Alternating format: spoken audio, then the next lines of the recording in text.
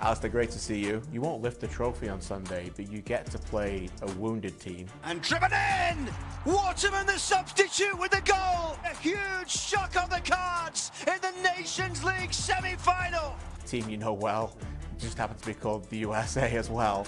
And by the way, you have arguably your strongest squad here, and you may not have that for a number of months after this match. Does that all elevate what is still a really important game Sunday? I think a lot of people, ourselves included, were hoping that it would be probably a Canada-US final. It's not that. We're still going to match up against them, so it'll be a good match. Obviously, with everything that's going on in the world, it's something that's definitely been on the agenda and on our minds. But look, it's two teams that are desperate for a win, desperate to prove that they are on the right track going into a very big and important calendar year coming up here. It'll be a fiery one. I'm not sure it'll be as stop-start as the Mexico match was, but at the same time, is that we're rivals, and I bet you'll see that out there on the pitch again.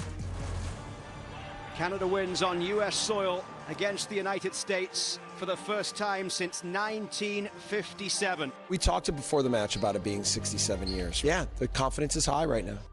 You beat them in September. It wasn't a 2-1 game, like you completely outplayed them in that. Is there an element to that you feel like you've got a little bit of momentum that you don't want to give back to them? That was the US's first time really kind of seeing what we looked like now under Jesse. We're expecting them to want to have a bounce back after that performance, because you are right. I mean, I thought we were really good on the day in terms of what we did to nullify them. And we played, something that they probably weren't expecting. They hadn't really seen what that Jesse Marsh kind of Red Bull full octane kind of system really looks like and feels like to play against. You actually have teammates at Celtic who play for this team. Yeah. So when you see them, do you just see them as individual players, or is it the fact that you see that USA logo and there is a little bit more of it? We all know the rivalry, what it is, what it means.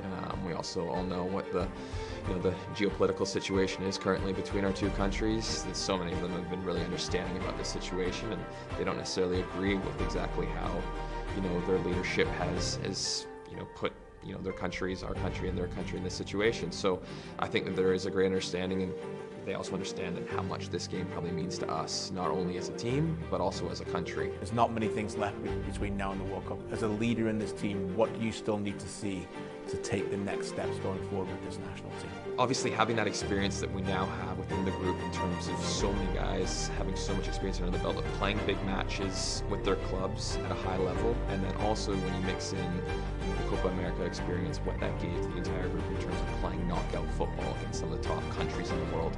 I think when you have that, you can lean on that when times get difficult.